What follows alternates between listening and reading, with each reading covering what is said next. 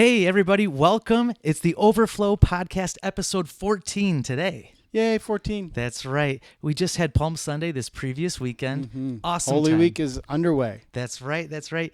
So that was April 13th. This coming Sunday is Easter. Yay, It Easter. is He is risen. He is risen indeed.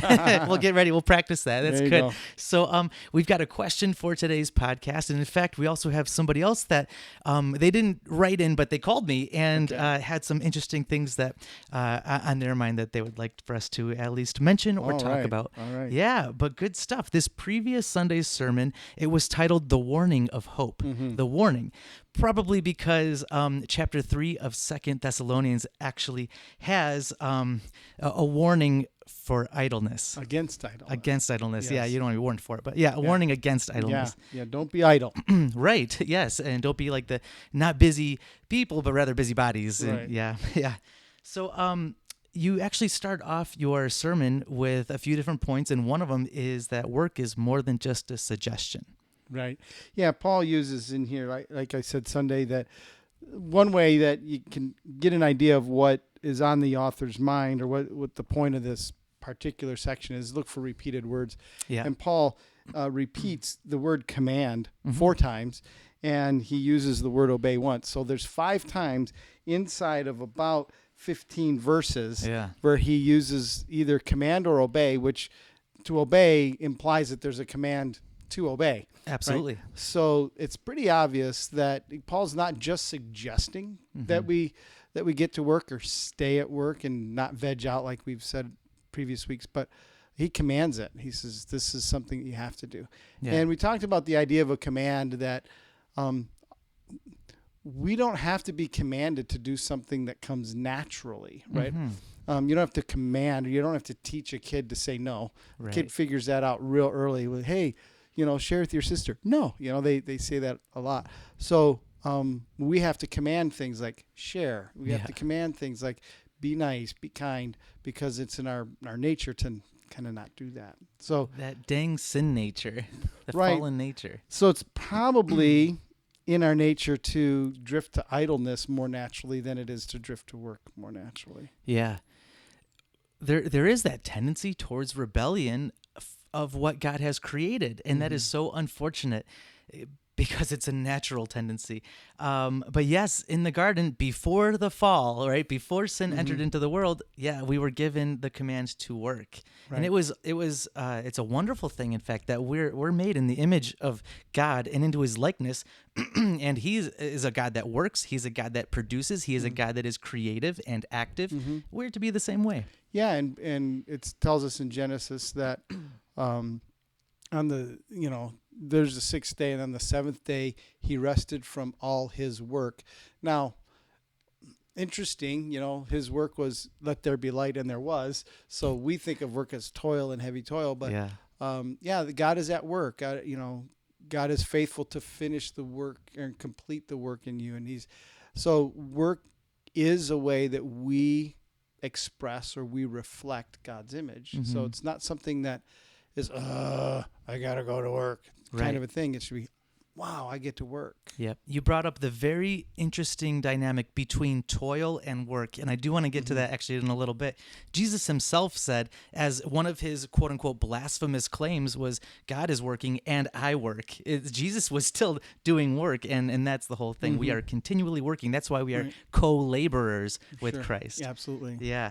So more than a suggestion, work is purposeful. Work is fulfilling. And this was the call actually that I received was, I believe that I can share his name. It was Wayne Bordeaux. He called me and we had a little conversation. He said, Andy, I loved that sermon. We were talking, it was just yesterday. So this was Monday. And yes, we are recording a bit early for the podcast. So happy Thursday when this airs on Thursday, but today's Tuesday. Yes. So he was mentioning that, so he says, and I'm going to take this a bit lightly, where he says, sometimes I just want to shake people, like, get to work. Like, what are you doing? You don't realize how fulfilling that ministry is.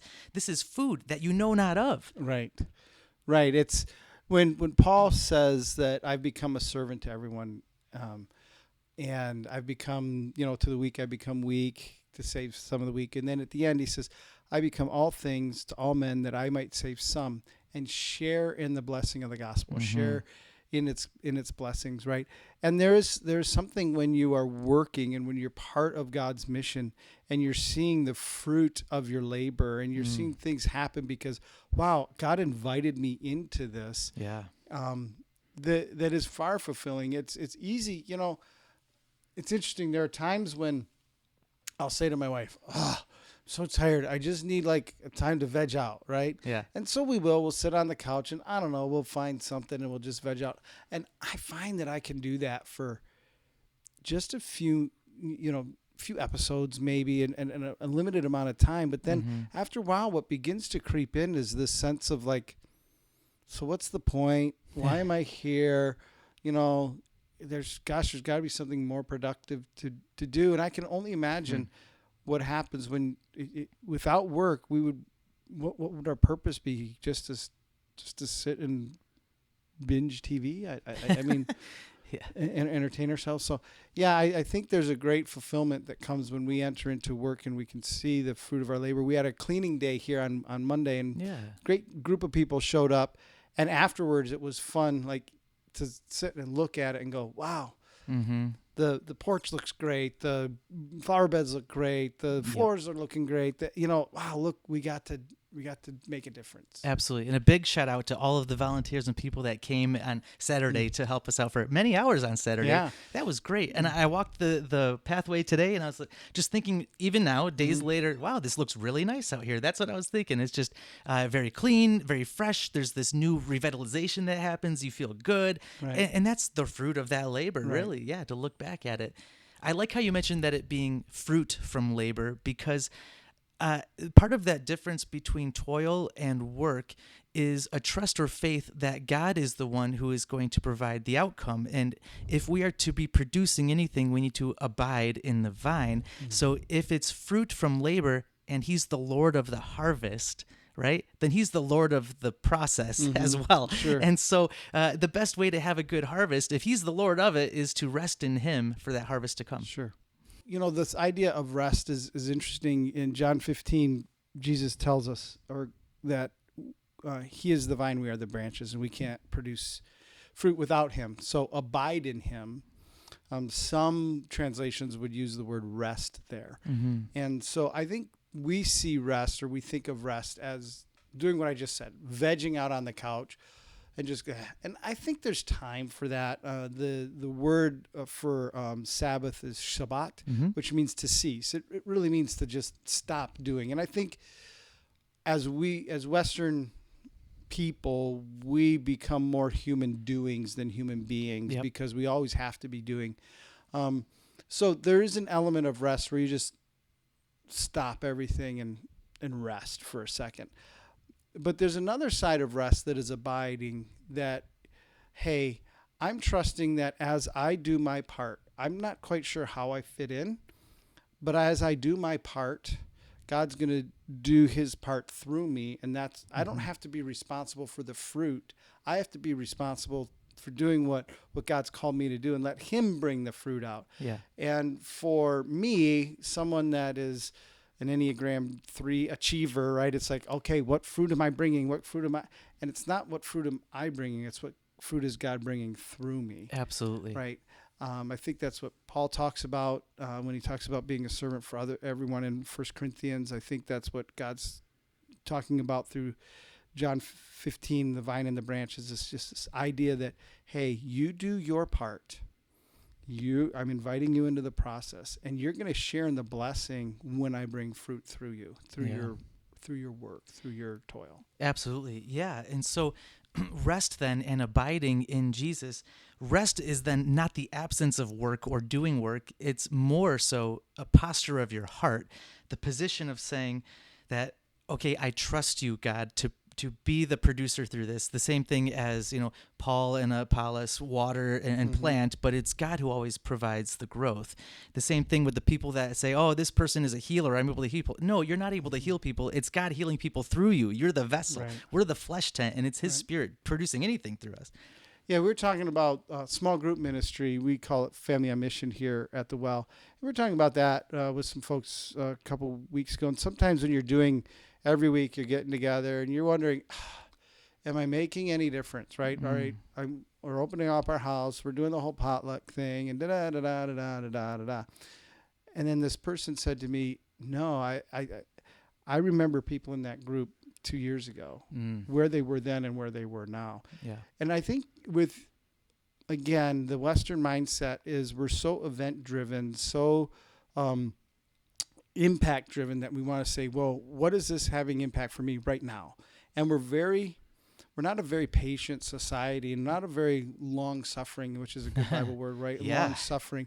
We want immediate results. We're results driven. What's happening right now? Instant gratification. Right. And so I think abiding is this attitude that I don't need immediate results. It is that long suffering, and I'm going to trust God over the long haul to do through me what he's promised to do through me as I engage in the process and as I engage in what he has for me. Yeah. Yes. And so, again, just to kind of collect all that into a concise idea, work is meant to be purposeful and fulfilling, and it's meant to be part of our partnership with God. It's a means of blessing others as well, and it has that effect of blessing ourselves as we do it, and we do bear that fruit. So then it goes to your next point within the sermon of work is more than just a paycheck. It's not just about the paycheck. Yeah. And that's what we were just kind of touching on. Everything we just said. If all we do is look at work as, hey, I got to pay my truck payment, I got to pay my house payment, then it's serving something else. And that, don't get me wrong, there's a part of work that's what it is. Paul even says, if a man doesn't work, he shall not eat. There's a part of working to support yourself and to support your family. That's part of lifting the burden off everyone, not making everybody care for you and support you, but you're supporting yourself. So the people that actually need it. Now, again, Paul's not talking about someone here that is unable to work, either through some physical disability or some psychological issues or whatever. He's talking about people that are able to work, that they're healthy, they've got energy, they've got skill. They should be out there, they're working and not just receiving, so that the people that actually need the help, there is resource to actually help those that are in need. And so I think that is a huge, how shall we say, classification or huge understanding for us to have is, hey, we get it. There are people that just, for whatever reason, they can't work, right? We want to be able to help them, but we can't give them the help they need. Yep. If everybody that can work just decides, nah, I'm not doing it. Sure. Yeah. The same thing as the airplane oxygen visualization, right? You put the oxygen on yourself so that you can take care of your child who may not be able to even reach the oxygen. Right. I totally get that. I'll put a little challenging bookmark in that, though, however, because of when we are viewing work as toil, as paying bills and things like that, then you do get to those breakages of, no, physically I cannot work, or mentally, emotionally, whatever, I cannot work. However, when it's kingdom sided, everybody can work, and I'm reminded of Johnny and Friends, right? She's a quadriplegic, and the amazing quote unquote work that she has been able to do for the kingdom. Now, this work is not the way that we westernized have culturized that word work as toil, but it's work that is production for the kingdom and bearing fruit for the kingdom. So everyone is able to work in that sense, regardless of physicality, and it's how God is using you. Oh, for sure. I mean, the ability to work is, there's a scale, right? I mean, her ability, that whole Johnny story unfolded while I was growing up, right? So you saw the early years of her life where she was pretty depressed, pretty reclusive, right? Because she went from a very athletic, active teenager to now quadriplegic, and she kind of got angry at God and angry at people and had to work through that, and God got a hold of her heart. I mean, she still has tremendous limitations, right? Challenges, yeah. But so what she did was push into what can I do? And I think Paul is trying to get us to, hey, what can you do? And maybe it doesn't, maybe maybe you can't. Not everybody's going to be Johnny Erickson Tadia. Let's just face the facts, right? Right. In fact, her ministry is filled with people that are not her, but they're doing what they can, but they might not be able, because of their physical limitations or psychological limitations, they might not be able to earn a full living that could support their family, right? Right. So then they would obviously need help Yep. there. Mm-hmm. So when I say not able to work, of course everybody's able to do something, but in our culture, there, we pay for certain things and don't pay for other Yeah. things. Oh yeah. And so I think a person that Paul's not talking about a person that has limitations, that, man, they can't do this. Mm-hmm. And he's talking to people that, hey, you have ability, you have opportunity, and you're just shirking that responsibility because either A, you want to be rich and served, or, which was a cultural thing, right? There's people that were idle because, hey, this menial labor is beneath me, and, Right. so I don't do that. That was a very Roman culture thing. Or, hey, Jesus is coming. Hey, I'll just not work and he'll come and I won't have to worry about it anymore. Right. Yeah. Money doesn't matter anymore because Right. credit cards won't matter anymore, Right. and just do whatever we want to do. Yeah. Yep.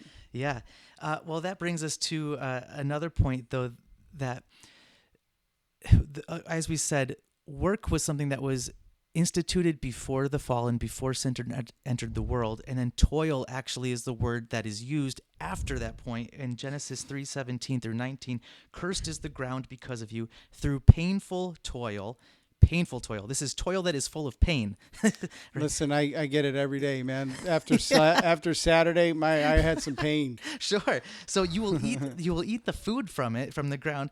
All of the days of your life, by the sweat of your brow, you will eat your food. This is a carnal need. This is like the basic carnal need of needing food. So this thing that you're going to need every single day of your life, it's going to be toil. It's going to be painful. Toil suggests hardship. Toil suggests frustration and futility. It's labor that feels burdensome and painful, emotional as well as physically painful. It could be either way. And I think it's interesting that toil actually normalizes neuroses. So like if you have a neurotic attitude towards a task that needs to be done, you're going to be very anxious about it. You're going to be very stressed about it. You're going to be pacing around the room. And this whole like neurotic nature, it doesn't define how much you care about the thing that needs to get done. It doesn't define how much you care about the task or the work. It just defines that you're toiling in that moment. You can work from a place of rest, as he is, so are we. And Jesus is seated on the throne. So we can actually lead and work from a place of a seated position, rested, a heart posture. Yeah, I would even add to that description of toil is also how much control it has over you. Mm-hmm. Right? Because now, instead, part of abiding, you talked about, food and all that, this basic need that we have. That I remember as a young dad, feeling the pressure of my 3 kids, like they actually want to eat, and they're dependent on me. And they kind of do need that. to. So, Yeah. I would work some jobs that I absolutely hated, and the whole point was they got to eat, right? Yeah. And made some financial decisions based on things that had to be done, right? So, and that causes stress. That pressure adds to the stress. Oh, I got to get this done, because if I don't get this done, then, and it backs up and it flies in the face of what Jesus said. Hey, why are you worried about what you're going to wear? Why are you going to worry about what you're going to eat? Look at the lilies of the field. Look at the birds of the air. He takes care of them. Mm-hmm. He's going to take care of you. So that's that heart posture of rest, not like, I'm just going to sit back and wait for it to happen, but that rest of confidence, right?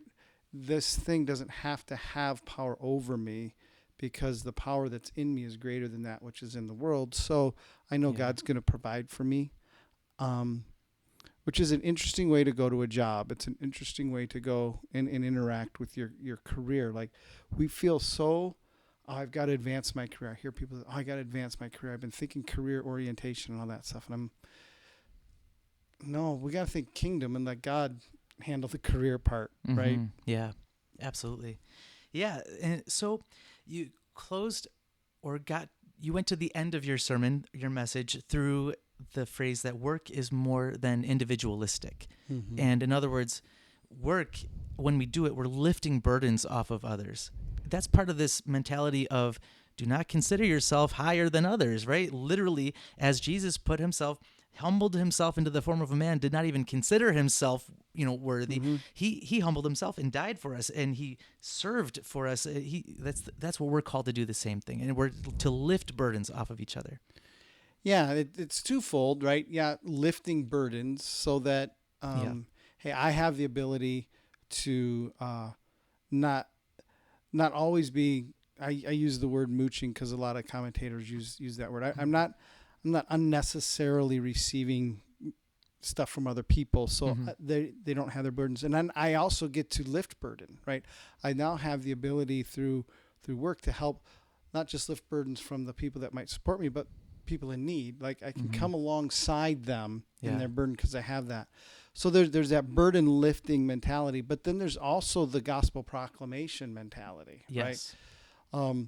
The world is filled with a bunch of people that absolutely detest everything about work, that they cannot wait to get done with working and Right. whatnot. What if the world was filled with a bunch of people that saw work as fulfilling? And I talk to business owners in every market, whether it's trades or small business or whatever it is. And the number one thing that they're having problem with right now is people showing up to work. Right. And being willing to work and put in a full day's labor.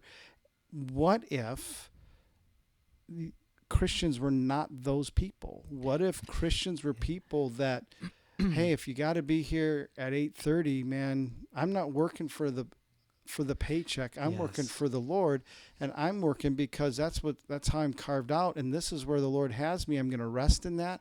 I'm going to live in that confident. And if I have to be here at 8:30, doggone it, I'm going to be here at 8:20 so that I'm ready to go at 8:30, and I'm going to hit it, and I'm going to put in a full day's work. I'm going to work hard. I'm going to work smart. I'm going to do my best, not for my boss who might be great or might be a jerk. I don't know. Doesn't matter to me because I'm not working for them. I'm working for God, Absolutely. right? And trust that as I do that, God's going to work out the fruit. God's going to provide for me. God's going to chart my pathway career-wise. Yeah. What if that was the way Christians were seen in the marketplace? And we actually have biblical accounts of Israelites doing that exact same thing and then being elevated in their positions because of their mentality and how well they were doing what needed to be done. And it was Colossians 3:23, right? In whatever you do, work heartily, right? And it as for the Lord and not just for man.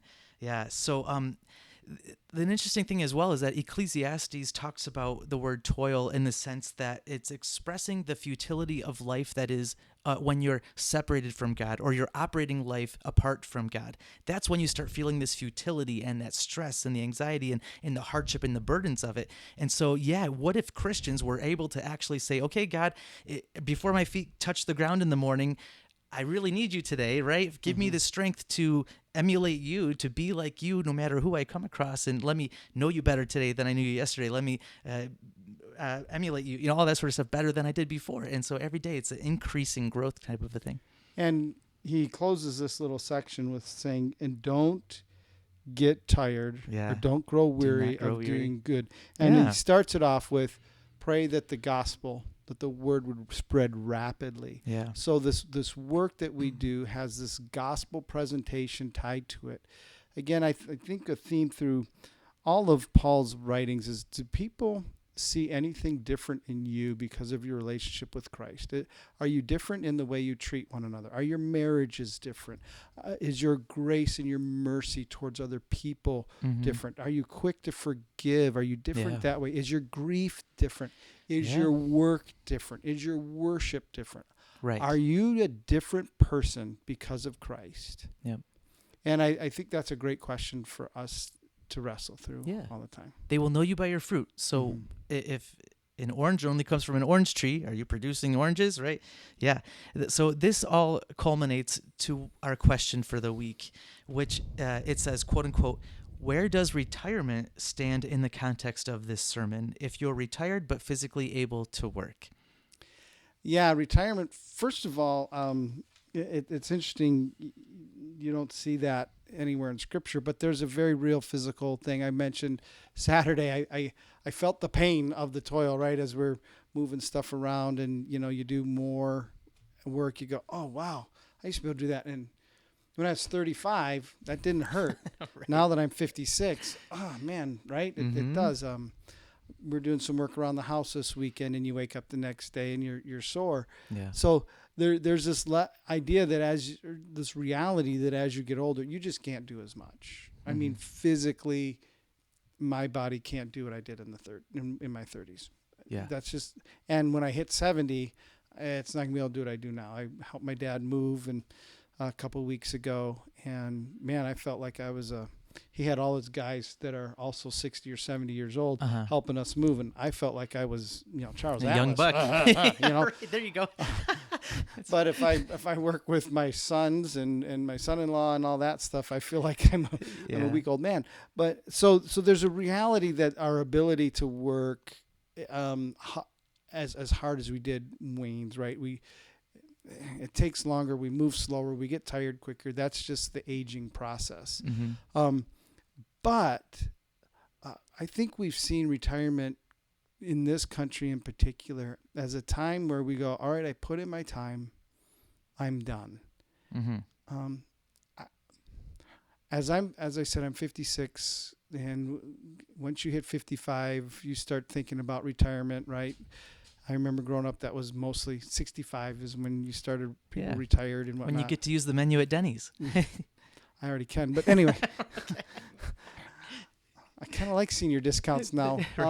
But yeah, so retirement has become this time where I heard it explained to me this way. It's the longest vacation you've ever been on.